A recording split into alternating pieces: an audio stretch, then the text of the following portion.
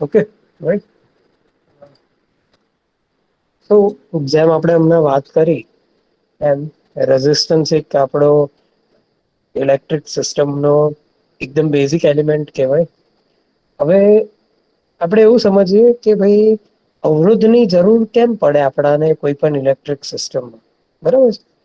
તો એવું કહી શકાય કે આના બે અલગ અલગ આપણે એક્ઝામ્પલ્સ લઈ શકીએ છીએ.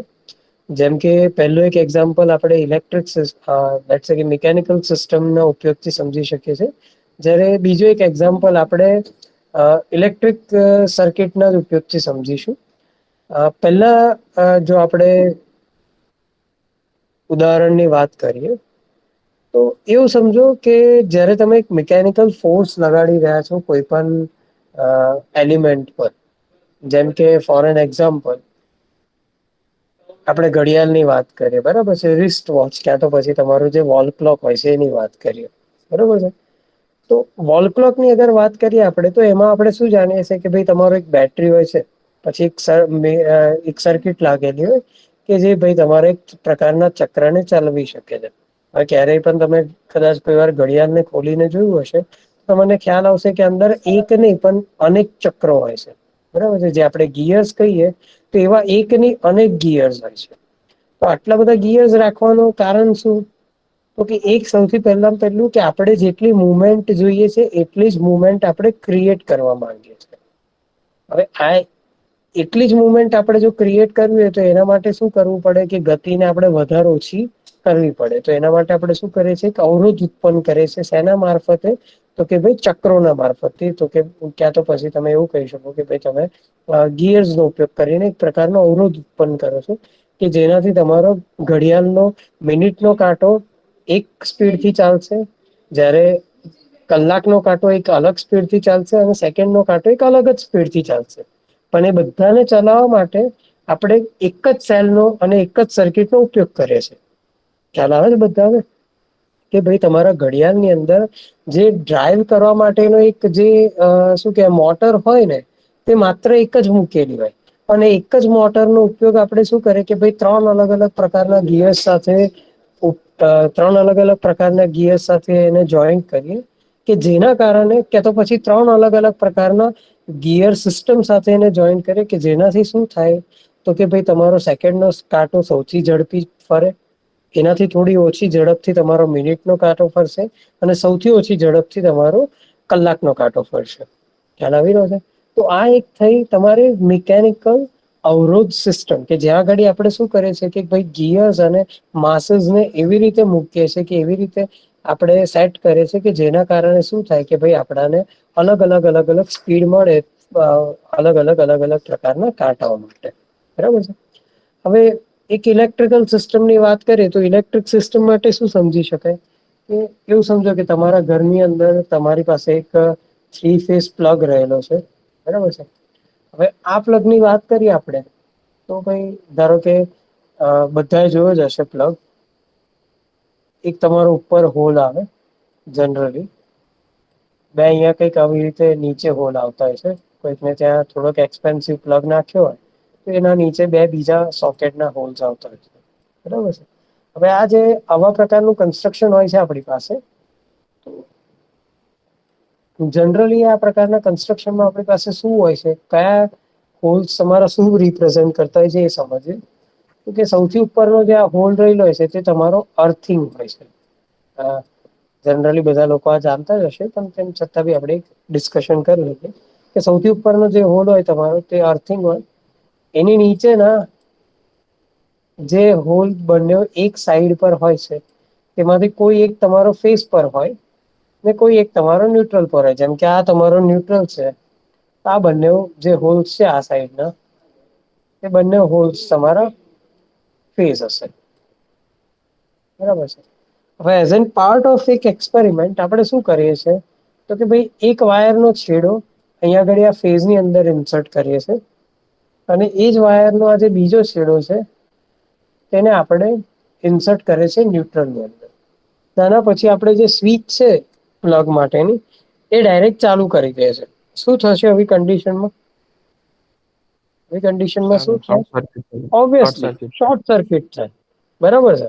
ઓબ્વિયસલી શું થાય, શોર્ટ સર્કિટ થાય. શોર્ટ સર્કિટ કેમ થયો? કેમ કે આપણે શું કરીએ છીએ, ફેઝ અને ન્યુટ્રલ ને ડાયરેક્ટલી એકબીજા સાથે કનેક્ટ કરી દીધા. એટલે શું થાય આનાથી, તો કે ભાઈ એક ખુલ્લો પાથ મળી ગયો ફેઝ અને ન્યુટ્રલ માંથી કરંટને ફ્લો થવા માટે.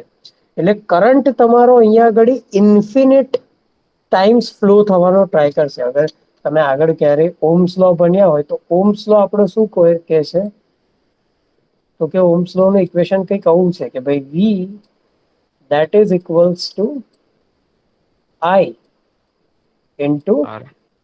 R. બરાબર, ભણ્યા છો આવું બધા? એટલે એનો મતલબ શું, તો કે ભાઈ કરંટ ની વેલ્યુ શું થાય, તો કે કરંટ બરાબર V ડિવાઈડ બાય R. બરાબર છે. હવે અગર આપણે આવો એક વાયરની વેલ્યુ કન્સિડર કરીએ રેઝિસ્ટન્સની, તો માન લો કે જેમ કે તમારા ઘરમાં જે જનરલી આપણે વાયર યુઝ કરતા હોય છે, જે કે આપણા કોપરના વાયર હોય છે, બરાબર છે. તો આવો કોપર નો વાયર હોય તમારી પાસે એક નાનો ટુકડો, તો આપણે એમ જાણીએ છીએ કે કોપર એક શું છે કે વિદ્યુત નું સુવાહક પદાર્થ છે, બરાબર છે. તો એનો રેઝિસ્ટન્સની વેલ્યુ આપણે કન્સિડર કરીએ આના માટે, તો રેઝિસ્ટન્સની વેલ્યુ એટલે કે અવરોધવાની ક્ષમતા ઓલમોસ્ટ કેટલી હશે તમારી, ઇક્વલ્સ ટુ 0, ઓર લેટ્સ સે કે અપ્રોક્સિમેટલી ઇક્વલ્સ ટુ 0. આપણે શું કહીએ છીએ કે એકદમ 0 ના હોય પણ અપ્રોક્સિમેટલી ઇક્વલ્સ ટુ 0 હોય, અને એટલે આપણે એને કન્સિડર કરીએ છીએ કે ધેટ ઇઝ ઇક્વલ્સ ટુ 0. અગર આ રેઝિસ્ટન્સની 0 વેલ્યુ આ ફોર્મ્યુલામાં મૂકીએ તો આપણને કરંટની વેલ્યુ શું મળે, તો કે ભાઈ I બરાબર V ડિવાઈડ બાય 0. કોઈ પણ સંખ્યાને તમે 0 થી ભાગો એટલે વેલ્યુ શું મળે તમને, તો કે ભાઈ ઇન્ફિનિટી. એટલે કરંટની વેલ્યુ શું થઈ ગઈ તમારી આવી કન્ડિશનમાં, તો કે ઇન્ફિનિટ થઈ ગઈ. હવે ઇન્ફિનિટ કરંટ એટલે જેટલો પોસિબલ હોય એટલો બધો કરંટ જવાનો પ્રયત્ન કરે, એટલો બધો કરંટ જાય તો શોર્ટ સર્કિટ થાય. તો આવા કન્ડિશનમાં ઉપયોગ શું, ક્યાં તો પછી આવા કન્ડિશનમાં ઉપાય શું આનો, તો કે સિમ્પલ ઉપાય એટલો જ કે ભાઈ આ જે વાયર છે તેમાં વચ્ચે શું કરી દો, એક રેઝિસ્ટન્સ ઉમેરી દો. આ રેઝિસ્ટન્સ ઉમેરશો અહીંયા ઘડી એક, લેટ્સ સે કે રેઝિસ્ટન્સ ઉમેરો તમે કોઈ એક વેલ્યુ એક્સ નો, બરાબર છે. હવે આ જો તમે રેઝિસ્ટન્સ ઉમેરી દો તો નવા કરંટની વેલ્યુ શું થઈ જશે તમારી, તો કે I બરાબર V divide by certain value x. સમજ પડે છે? એટલે રેઝિસ્ટન્સની જરૂર શું પડે આપણાને ઇલેક્ટ્રિક સર્કિટમાં, તો કે ભાઈ રેઝિસ્ટન્સની જરૂર એટલી કે કોઈ પણ જગ્યાએ જો આપણે કરંટની વેલ્યુ લિમિટ કરવાની કે કરંટની વેલ્યુ ઓછી કરવાની હોય, તો એવા કન્ડિશનમાં આપણે રેઝિસ્ટન્સ મુખ્ય સર્કિટમાં, જેનાથી કરંટની વેલ્યુને અવરોધી શકાય, ક્યાં તો પછી વીજ પ્રવાહની વેલ્યુને અવરોધી શકાય. ખ્યાલ આવે છે બધાને? તો સૌથી પહેલું અને સૌથી બેઝિક એલિમેન્ટ ઇલેક્ટ્રિક સર્કિટ નો એટલે શું, તો કે ભાઈ એને આપણે કહીએ છીએ રેઝિસ્ટન્સ, બરાબર છે. બીજો એલિમેન્ટ ઇલેક્ટ્રિક સર્કિટ નો આ થયો આપણો ફર્સ્ટ નંબર નો એલિમેન્ટ, બરાબર છે. સેકન્ડ નંબર નો એલિમેન્ટ કોઈ પણ ઇલેક્ટ્રિક સર્કિટ નો એટલે શું, તો કે ભાઈ તમારું ઇન્ડક્ટર. અને બધાએ જોયું હશે ક્યારેક ને ક્યારેક, જો આગળ સબ્જેક્ટ બન્યા હશો તો, આવા ટાઈપ નું કઈક ડિવાઈસ ખ્યાલ છે ઇન્ડક્ટર બધાને, એને આપણે જનરલી ડિનોટ કરતા હોય છે વિથ ધી સાઇન L, બરાબર છે. હવે ઇન્ડક્ટર એટલે શું, તો કે કશું નહીં, તમારો જે રેઝિસ્ટન્સ છે તો એક સિમ્પલ વાયર થી તમે રેઝિસ્ટન્સ બનાવી શકો છો, બરાબર. આ જ વાયરને તમે ગૂંચળું વાળી મૂકી દો તો એને કહેવાય તમારું ઇન્ડક્ટર. ખ્યાલ આવે છે બધાને? ઇન્ડક્ટર એટલે શું, કે inductor is what, it is nothing but a loop of wire. ગુજરાતીમાં કહીએ તો કે ભાઈ ઇન્ડક્ટર એટલે શું, તો કે કશું જ નથી, એ માત્ર એક વાયર નું ગૂંચળું જ છે, બરાબર. એક તમે વાયર લો અને તમારી આંગળી પર એને વીંટવાનું ચાલુ કરો ને આવી સ્પ્રિંગ ટાઈપનું કન્સ્ટ્રક્શન કરો, એટલે એ શું બની જાય, તમારો ઇન્ડક્ટર બની જાય. હવે કોઈ કહેશે કે સાહેબ વાયર ને ગૂંચળું વાળવાથી શું થાય, ને કેમ એને અલગ એલિમેન્ટ નું નામ આપ્યું, ઇન્ડક્ટર કેમ કીધું એને, તો સમજીએ, બરાબર છે. હવે આપણે બધા એ વસ્તુ જાણીએ છે કે જયારે પણ કોઈ પણ એક કંડક્ટર હોય સિમ્પલ આર પ્રકારનો, બરાબર છે. આ કંડક્ટરમાંથી જો આપણે કરંટ ફ્લો કરાવીએ તો according to the right hand rule, યા તો પછી તમારો જે એક જમણા હાથનો રૂલ કહેવાય, ફેરાડેઝ જમણા હાથનો રૂલ, ફેરાડે નો જમણા હાથનો રૂલ, તો એના અકોર્ડિંગ જમણા હાથના રૂલના અકોર્ડિંગ શું કહે છે કે જ્યારે તમે કરંટની ડાયરેક્શનમાં તમારા અંગૂઠાને રાખો જમણા હાથના, ને ત્યારે તમારી જે આંગળીઓ હોય તે વાયરની આજુબાજુ જે ડાયરેક્શનમાં ગોઠવાય એ ડાયરેક્શનમાં તમારો મેગ્નેટિક ફિલ્ડ જનરેટ થશે. સાંભળે જ બધા નિયમ?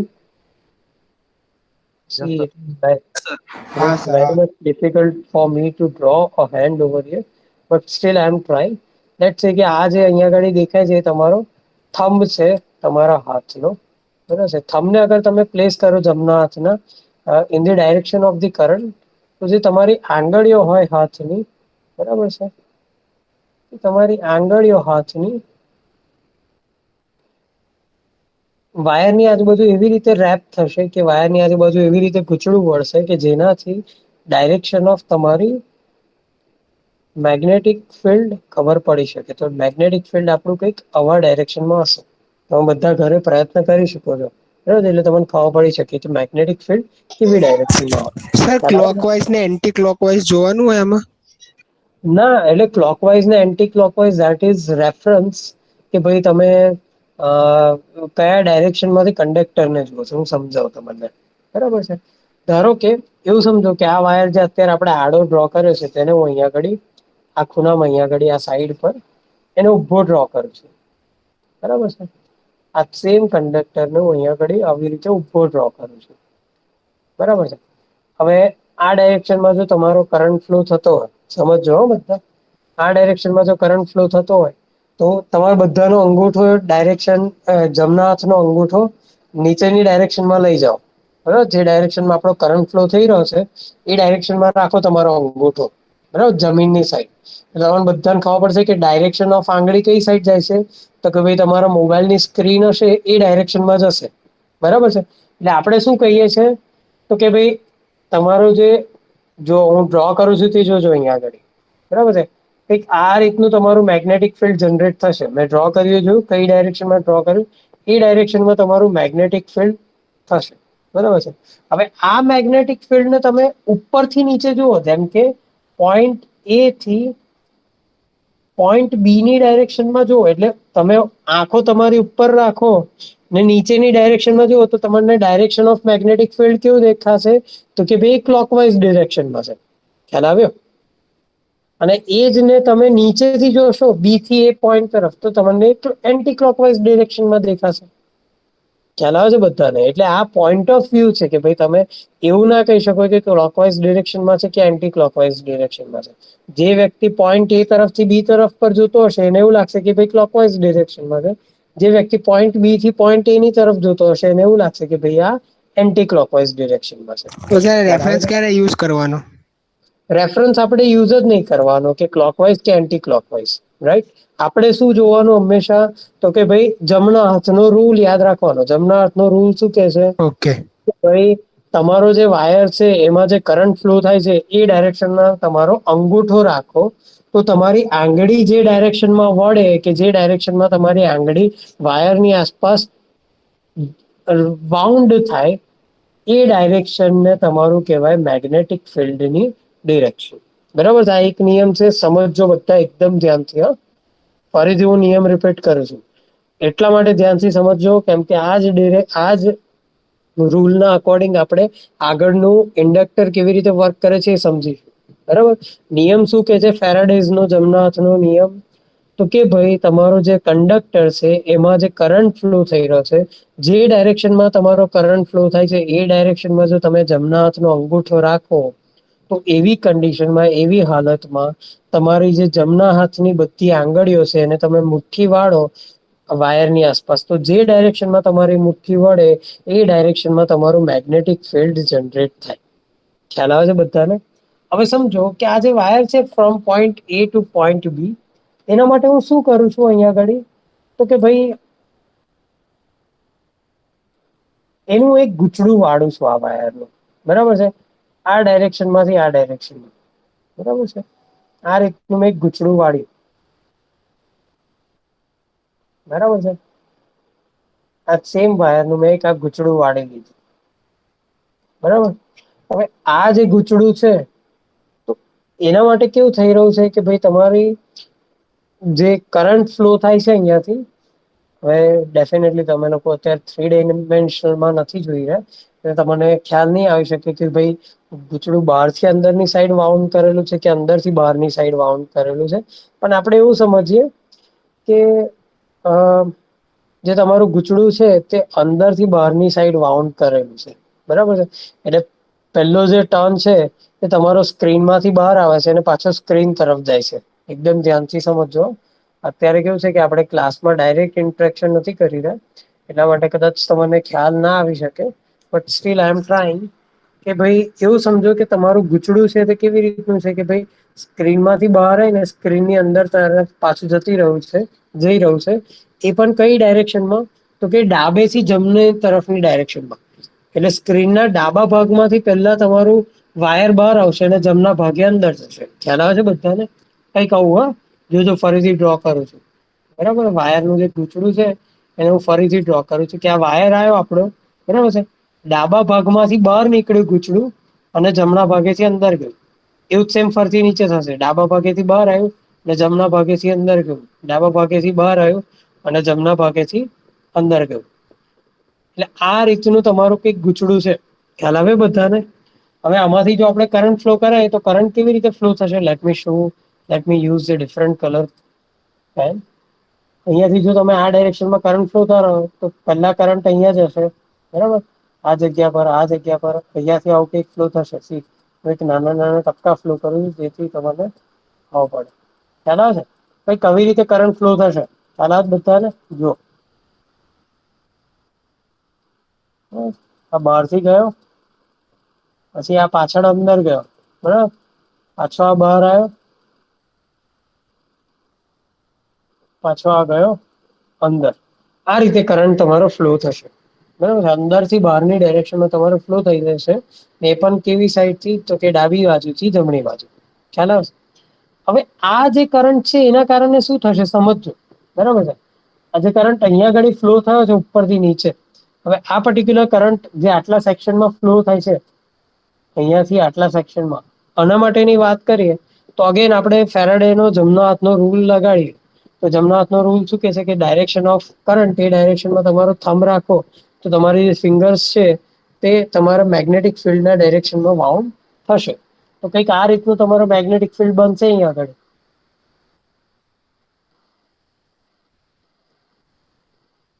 બરાબર છે? ખ્યાલ આવી રહ્યો બધાને કે આ રીતનું તમારું કંઈક ડાયરેક્શન ઓફ મેગ્નેટિક ફિલ્ડ બનશે, બરાબર. હવે આ રીતનું જો તમારું ડાયરેક્શન ઓફ મેગ્નેટિક ફિલ્ડ બનતું હોય, અને હું ફરતી એક અલગ પેનથી ડ્રો કરું છું જેથી તમને ખ્યાલ આવી શકે કે આ તમારું ડાયરેક્શન ઓફ મેગ્નેટિક ફિલ્ડ છે, બરાબર. હવે આ જ કરંટ તમારો આગળ ગૂંચળામાં જઈ રહ્યો તો જો આટલા સ્મોલ પોર્શન છે, જો અહીંથી ધારો કે આટલો જે સ્મોલ પોર્શન છે ફર્સ્ટ હાફ, બરાબર. આ ફર્સ્ટ હાફ માટે ડાયરેક્શન ઓફ કરંટ શું રહેશે? તો કે ભાઈ આ ડાયરેક્શનમાં જઈ રહ્યો છે કરંટ તમારો, બરાબર. એ ડાયરેક્શનમાં જો તમે મેગ્નેટિક ફિલ્ડને મૂકશો તો મને શું દેખાશે? તો કે ડાયરેક્શન ઓફ મેગ્નેટિક ફિલ્ડ કંઈક આમ ઉપરથી નીચેની ડાયરેક્શનમાં છે, બરાબર. જ્યારે કરંટ તમારો શું થઈ રહ્યો છે તો કે પ્લેન, એટલે કે તમારું જે સ્ક્રીન છે એમાંથી બહારની ડાયરેક્શનમાં આવી રહ્યો છે. બધા એકદમ ધ્યાનથી સમજજો અને થોડુંક આપણે ઝૂમ કરીને સમજીએ, કાં તો પછી આને થોડુંક આપણે ઝૂમ કરી લઈએ. એક જ ટર્નની વાત કરીશું, બરાબર છે. એક ટર્નને થોડુંક ઝૂમ કરી લઈએ. આ તમારી કોઇલ ચાલુ થઈ ડાબી સાઈડથી કંઈક આ રીતે જમણી બાજુ, બરાબર છે. એ એક ટર્ન છે તમારો, બરાબર છે. હવે માનો કે અહીંયા આગળ તમારો આ ઉપરની ડાયરેક્શનમાં કરંટ અહીંયાથી આ ડાયરેક્શનમાં ફ્લો થઈ રહ્યો છે, એટલે આગળ કરંટ કેવી રીતે ફ્લો થશે? એકદમ નાના નાના એરો શો કરું છું અહીંયા આગળ જેથી તમને ખબર પડે કે ભાઈ પહેલો જે આટલો પોર્શન છે એ પોર્શનમાં શું થશે? તમારો કરંટ સ્ક્રીનની અંદરથી બહારની તરફ આવશે. અહીંયા સ્ક્રીનને સમાંતર રહેશે આ ભાગમાં, બરાબર. આ ભાગમાં કેવું રહેશે? સ્ક્રીનને સમાંતર રહેશે. ને પછી અગેન કરંટ શું થશે તમારો? તો કે બહારના ભાગેથી અંદરના ભાગે જતો રહેશે, કંઈક આવી રીતે. ખ્યાલ આવી રહ્યો છે? હવે ફેરાડેઝ લો ના અકોર્ડિંગ જો આપણે ડાયરેક્શન ઓફ ફિલ્ડ જોવાનો ટ્રાય કરીએ, અહીંયા આગળ કરંટ તમારો નીચેની ડાયરેક્શનમાં છે, કરંટના ડાયરેક્શનમાં થંબને ગોઠવશો તો શું ખબર પડશે? તો કે ભાઈ તમારું મેગ્નેટિક ફિલ્ડ કેવું હશે? તો કે આવું કંઈક હશે, બરાબર.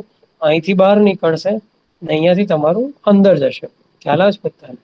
હવે અહીંયા આગળ છે તમારું, આ સૌ જો આ પાછળનો ભાગ છે, જે લેટ્સ સે કે હું યલો કલરથી શો કરું છું. હવે યલો કલર તમને લોકોને દેખાય નહીં પાછો સ્ક્રીનમાં, આ કલર પર્પલ કલરથી શો કરું છું, બરાબર. આટલો ભાગ છે તમારો પાછળનો, ને આ થોડોક અહીંયા આગળ આ વાયરનો આટલો પાછળનો ભાગ, બરાબર. જેટલા વાયરના ભાગની નીચે અંડરલાઈન કર્યું છે એ ભાગની વાત કરે છે. આ બંને ભાગ છે તે સ્ક્રીનની પાછળની સાઈડ રહેલા છે અને કેવા છે તો કે ભાઈ સ્ક્રીનને સમાંતર છે, બરાબર.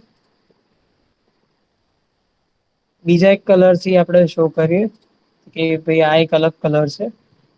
તો કે આટલો જે ભાગ છે વાયરનો, જેટલો મેં લાઈન ડ્રો કરી છે એટલો ભાગ કેવો છે તો કે સ્ક્રીનને પરપેન્ડિક્યુલર છે અને સ્ક્રીનમાંથી બહાર આવી રહ્યો છે, 90 ડિગ્રીના ખૂણે છે, બરાબર. ને આ બીજો આટલો ભાગ જે વાયરનો છે આટલો, એ કેવો છે તો કે ભાઈ સ્ક્રીનની અંદરની ડાયરેક્શનમાં જઈ રહ્યો છે, બરાબર. Again perpendicular to the screen છે. અને અગેન જેમ આ આટલો ભાગ છે વાયરનો આટલો, એ કેવો છે અગેન સ્ક્રીનને સમાંતર છે પણ બહારની સાઈડ છે. ખ્યાલ આવી ગયો બધાને? હવે આપણે ડાયરેક્શન ઓફ મેગ્નેટિક ફિલ્ડ શોધવાનો પ્રયત્ન કરીએ અહીંયા આગળ, બરાબર. કે ડાયરેક્શન ઓફ મેગ્નેટિક ફિલ્ડ શું થાય? તો કે જે ભાગ આ જાંબલી લાઈનની નીચે છે કે પર્પલ લાઈનની નીચે છે એના માટે વાત કરીએ તો થંબ કઈ ડાયરેક્શનમાં આપણે ગોઠવવાનો રહેશે? તો કે ભાઈ જમણેથી ડાબી બાજુ, બરાબર. જમણીથી ડાબી બાજુ તમે થંબ ગોઠવશો જમણી સામે, બરાબર છે. તો તમારી ડાયરેક્શન ઓફ મેગ્નેટિક ફિલ્ડ કેવી થશે? તો કે ઉપરથી નીચેની ડાયરેક્શનમાં જશે. ખ્યાલ આવે બધાને? ડાયરેક્શન ઓફ મેગ્નેટિક ફિલ્ડ કેવી થશે તો કે ભાઈ આવી કંઈક ઉપરથી નીચેના ડાયરેક્શનમાં જશે, કે બહારની સાઈડથી ઉપર આવશે અને અંદરની સાઈડથી નીચેની ડાયરેક્શનમાં જશે. ખ્યાલ આવે છે? એટલે આ મેગ્નેટિક ફિલ્ડ તમારી હંમેશા આવી રીતે જ ફ્લો થયા કરશે. સી, હું જે ડ્રોઈંગ કરું છું એની ડાયરેક્શન જુઓ તમે, ઉપરથી નીચે, ઉપરથી નીચે, ઉપરથી નીચે, બરાબર છે. અહીંથી આમ, અહીંથી આમ. ખ્યાલ આવે છે?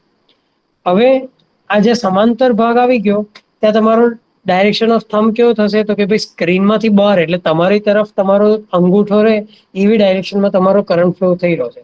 તો ડાયરેક્શન ઓફ મેગ્નેટિક ફિલ્ડ કેવી થશે તો કે ભાઈ અગેન ઉપરથી નીચે, તમારો જે બહાર વાળો ભાગ છે ત્યાંથી તમારો ડાયરેક્શન ઓફ મેગ્નેટિક ફિલ્ડ નીચે થતી હશે, અને જે તમારો અંદર વાળો ભાગ છે વાયરનો ત્યાંથી તમારી ડાયરેક્શન ઓફ મેગ્નેટિક ફિલ્ડ ઉપર આવશે. સમજ પડે છે કે અહીંયાથી આ મેગ્નેટિક ફિલ્ડ ઉત્પન્ન થયું અને બહારની સાઈડથી નીચે જઈ રહ્યો છે, બહારની સાઈડથી નીચે અને અંદરના ભાગેથી ઉપર. ખ્યાલ આવે છે? પાછો સમાંતર ભાગ આવે એટલે ડાયરેક્શન ઓફ થંબ, કે ભાઈ તમારો અંગૂઠાનો જે ભાગ છે તે કેવી ડાયરેક્શનમાં જશે તો કે ભાઈ જમણી, ડાબી બાજુથી જમણી બાજુ, બરાબર. અગેન તમારો અંગૂઠો છે તે ગોઠવો સ્ક્રીનને સમાંતર અને કેવી બાજુથી, કેવી ડાયરેક્શનમાં? ડાબી બાજુથી જમણી બાજુ. એટલે ડાયરેક્શન ઓફ મેગ્નેટિક ફિલ્ડ હવે કેવી થઈ ગઈ તો કે અંદરની બાજુથી ઉપર આવશે અને બહારની બાજુથી અંદર જશે, બરાબર. કંઈક આવું સમજો, આવું કંઈક. હું એકદમ પ્રોપર નહીં શો કરી શકું અહીંયા, પણ આવું કંઈક, બરાબર છે. અંદરની ડાયરેક્શનમાં ઉપર આવશે અને બહારની ડાયરેક્શનમાં નીચે જશે, અંદરની ડાયરેક્શનમાંથી ઉપર આવશે અને બહારની ડાયરેક્શનમાંથી કંઈક આ પ્રકારને નીચે જશે. ખ્યાલ આવે છે બધાને? બરાબર છે. હવે આનાથી આગળ જઈએ તો કે ભાઈ જે તમારો ઇન્ડક્ટર છે એનો આ જે ભાગ છે, તો અહીંયા આગળ ડાયરેક્શન ઓફ કરંટ કેવું છે તો કે ભાઈ તમારા સ્ક્રીનની અંદરની સાઈડ જઈ રહ્યો. આ તમે જો અંગૂઠો તમારા સ્ક્રીનની અંદરની ડાયરેક્શનમાં ગોઠવશો તો તમને શું દેખાશે તો કે ભાઈ ડાયરેક્શન ઓફ મેગ્નેટિક ફિલ્ડ છે તે આ બાજુ જે હતી, જે ભાગ પેરેલલ સ્ક્રીનની બહાર આવી રહી છે એ ડાયરેક્શનમાં જે તમારું મેગ્નેટિક ફિલ્ડ હતું એનાથી ઉલટું થઈ ગયું. સિમ્પલ એનું રીઝન છે. કેમ તો કે ભાઈ પેલી બાજુ તમારું ડાયરેક્શન ઓફ કરંટ ઊંધું હતું ને એનાથી એકદમ એક્ઝેક્ટ અપોઝિટ તમારું ડાયરેક્શન ઓફ કરંટ અહીંયા આગળ છે. એટલે અંગૂઠો તમારો રહેશે સ્ક્રીનની અંદરની બાજુ અને ડાયરેક્શન ઓફ મેગ્નેટિક ફિલ્ડ કેવું રહેશે તો કે ભાઈ અંદરની બાજુથી ઉપર આવશે અને બહારની બાજુથી નીચે જશે. શું થશે? અંદરની બાજુથી તમારું આમ ઉપર આવશે અને બહારની બાજુથી તમારું નીચે જશે, and so and so fourth. સમજ પડે છે? ખ્યાલ આવે છે બધાને? એટલે હવે અહીંયા સમજવા જેવી વસ્તુ શું છે એ સમજો બધા લોકો, બરાબર છે. બધા લોકો સમજવા જેવી વસ્તુ શું છે, તો કે ભાઈ તમે આ લૂપના કોઈ પણ ભાગ પર જતા રહો, બરાબર છે. દરેક ભાગ પર શું થઈ રહ્યું છે, તો કે અંદરની બાજુ જે છે ત્યાંથી તમારું મેગ્નેટિક ફિલ્ડ ઉપરની ડાયરેક્શનમાં જાય છે, અને જેટલી પણ બહારની બાજુ છે એ ડાયરેક્શનમાં તમારું મેગ્નેટિક ફિલ્ડ કેવું થાય છે, તો કે નીચે જાય છે. ખ્યાલ આવે છે? બધા જગ્યાએ બધી જ લૂપ માટે શું થઈ રહ્યું છે, સાંભળો. જે આ રેડ કલરથી હું ડ્રો કરી રહ્યો છું તે અંદરની બાજુની મેગ્નેટિક ફિલ્ડ છે.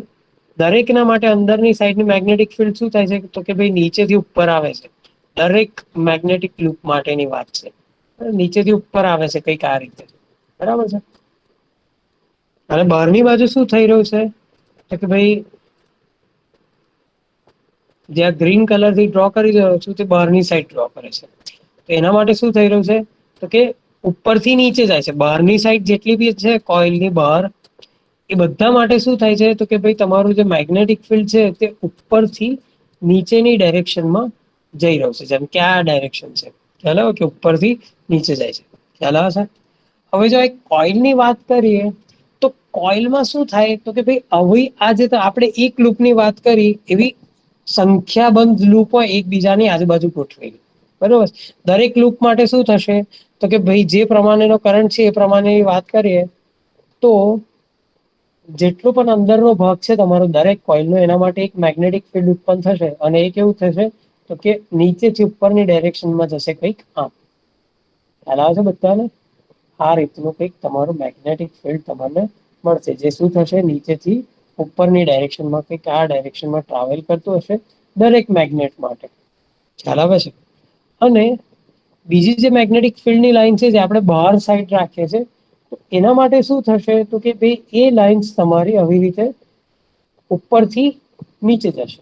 શું થશે, એ લાઈન્સ તમારી ઉપરથી આમ કંઈક નીચે જશે. ખ્યાલ આવે છે? અને તમારું મેગ્નેટિક ફિલ્ડ ઓફ લાઇન્સ કંઈક આ પ્રમાણે ગોઠવાશે કે કોઇલની અંદર નીચેથી ઉપરની ડાયરેક્શનમાં, જ્યારે કોઇલની બહારની સાઈડ ઉપરથી નીચેની ડાયરેક્શનમાં. હવે કોઈ કહેશે કે સાહેબ બહુ કેવી રીતે થાય, આપણે તો એક કોઇલ માટે સમજ્યું તો એમાં એક એક નાના નાના સર્કલ બની રહ્યા હતા. તો હવે એવું જાણો કે ભાઈ જ્યારે આપણે બે અલગ અલગ મેગ્નેટ હોય, નાના નાના આપણી પાસે મેગ્નેટ હોય, તો એમાં એક પોલ તમારો નોર્થ હોય, એક પોલ તમારો સાઉથ હોય. એક ફિગર થ્રુ સમજીએ આપણે તો વધારે ડિટેલમાં આપણે સમજી શકીશું, બરાબર છે. જો એક આપણે નાના ચુંબકની વાત કરીએ તો આ ચુંબક માટે આપણે શું કહી શકીએ છીએ, તો કે ભાઈ ચુંબકના બે ભાગ હોય, તમારો એક ભાગ હોય તમારો નોર્થ અને બીજો ભાગ તમારો સાઉથ, બરાબર. તો ઓલવેઝ શું થાય, તમારું કે જે મેગ્નેટિક ફિલ્ડ ઓફ લાઇન્સ છે તે નોર્થ થી ચાલીને સાઉથની તરફ જાય, બરાબર છે. નોર્થ થી ચાલીને શું થાય, તો કે ભાઈ સાઉથની ડાયરેક્શનમાં જાય, કંઈક આ રીતે, બરાબર છે. ખ્યાલ આવી રહ્યો છે? તો હવે માન લો કે મારી પાસે બે અલગ અલગ ચુંબક છે, એક નોર્થ સાઉથ, બીજું પણ નોર્થ સાઉથ. હું કંઈક આ રીતનું કરું છું એની સાથે, બરાબર. એક જે ચુંબક છે એનો આ નોર્થ પોલ છે, બરાબર છે. એ ચુંબકનો બીજો છેડો આ સાઉથ પોલ થયો. બીજું જે ચુંબક છે તેને હું આ ચુંબકની જોડે કંઈક આ રીતે ચોંટાડી દઉં છું. ઓબ્વિયસલી ચુંબક ચોંટે, આપડા નોર્થ પોલ સાઉથ પોલની જોડે ચોંટે અને સાઉથ પોલ નોર્થ પોલની જોડે ચોંટે. તો કંઈક આ રીતનું કન્સ્ટ્રક્શન થયું મારું, નોર્થ પોલ સાઉથ પોલની જોડે ચોંટી ગયું. તો આવા કન્ડિશનમાં શું થાય, તો કે બેઉ ચુંબક એક જ ચુંબક તરીકે વર્ક કરે, બરાબર છે. એકબીજા જોડે ચોંટી જાય એટલે, અને એક મોટું મેગ્નેટિક ફિલ્ડ ક્રિએટ થાય. ખ્યાલ આવે છે બધાને? કે ભાઈ તમારા બે નાના નાના ચુંબકો હોય એને જયારે તમે એકબીજાની પાસે લઈ આવો, શું થાય, એ બંને ચુંબક ચોંટી જશે તમારા, અને એવા કન્ડિશનમાં એક મોટું મેગ્નેટિક ફિલ્ડ ક્રિએટ થશે, કે એની જગ્યાએ નહીં કે ભાઈ તમારું નાનું નાનું મેગ્નેટિક ફિલ્ડ ક્રિએટ થાય. એ સેમ કન્સેપ્ટ અહીંયા આગળ લાગુ પડે છે. શું લાગુ પડે છે, કે જયારે આ બધી નાની નાની કોઇલ આ રીતના એક નાના નાના ચુંબક બનાવે છે, બરાબર છે. તો એ પ્રમાણે શું થાય, કે જયારે આ બધી કોઇલ એકબીજાની પાસે પાસે મૂકેલી હોય, તો એવી કન્ડિશનમાં બધી કોઇલો એકબીજાની સાથે મળીને એક મોટું જાયન્ટ ચુંબક બનાવે, કે જેના માટે શું થાય, તો કે ભાઈ આ રીતનો મેગ્નેટિક ફિલ્ડ થશે, કે જેમાં તમારું ડાયરેક્શન ઓફ મેગ્નેટિક ફિલ્ડ અંદરની બાજુ નીચેથી ઉપર રહેશે, જેમ કે અહિયાં છે, બરાબર છે.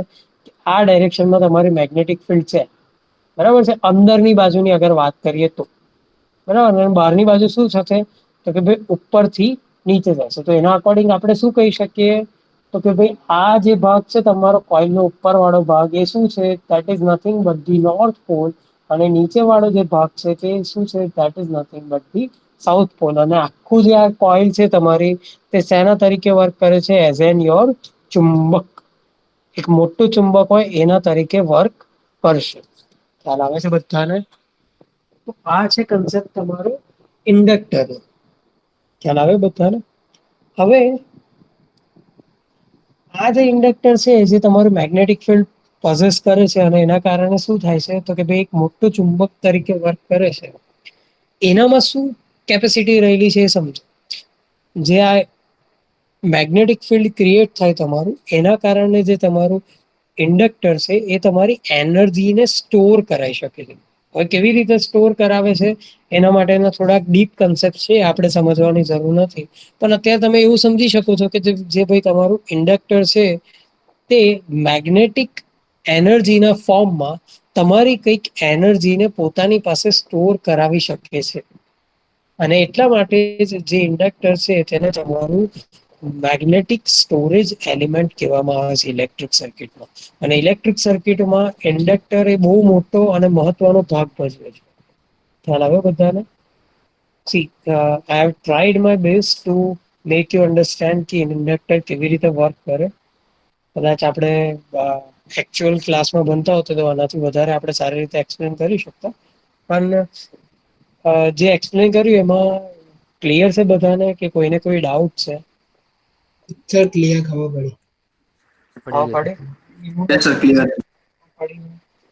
એટલે જે સમજાયું તે સમજ પડી બધાને કે મેગ્નેટિક ફિલ્ડ કેવી રીતે તમારું ઉત્પન્ન થાય અને કેવી રીતે નીચેથી ઉપર જાય અને બહારની બાજુ કેવી રીતે નીચેથી ઉપર આવે સોરી Yes, sir, yeah. ઉપરથી નીચે આવે હા કોઈને કોઈ ડાઉટ નો સર No, sir. બરાબર છે તો આ આપણું કહેવાય ઇન્ડક્ટર જેમાં આપણે મેગ્નેટિક ફોર્મમાં તમારી ઇલેક્ટ્રિકલ એનર્જીને સ્ટોર કરી શકીએ છીએ બરાબર હવે આના જેવું જ એક બીજું એલિમેન્ટ હોય આપણી પાસે જેને આપણે જાણીએ છીએ એઝ એ કયું છે ત્રીજું element that is nothing but your capacitor obvious હે ને એ જે ત્રીજા નંબરનું જે તમારું એલિમેન્ટ છે that is nothing but the capacitor કંઈક આ રીતનું આપણે એને ડ્રો કરતા હોઈએ છીએ જો આગળ ક્યારેય બધાએ ડ્રો કર્યું હોય તો બરાબર છે જે કેપેસિટર હોય એને આપણે કયા સિમ્બોલથી શો કરીએ છીએ તો કે ભાઈ with the alphabetical letter C બરાબર કેપેસિટરને આપણે શેનાથી રિપ્રેઝેન્ટ કરતા હોય છે તો કે ભાઈ સી થી સી એટલે શું તો કે ભાઈ તમારું કેપેસિટર બરાબર હવે જે કેપેસિટર હોય છે એ પણ તમારું એક પ્રકારનું સ્ટોરેજ એલિમેન્ટ જ છે એ શું કરશે તમારું ઇલેક્ટ્રોસ્ટેટિક ફોર્મમાં તમારી એનર્જીને સ્ટોર કરાવશે બરાબર હવે ઇલેક્ટ્રોસ્ટેટિક ફોર્મમાં કેવી રીતે એનર્જીને સ્ટોર કરાવે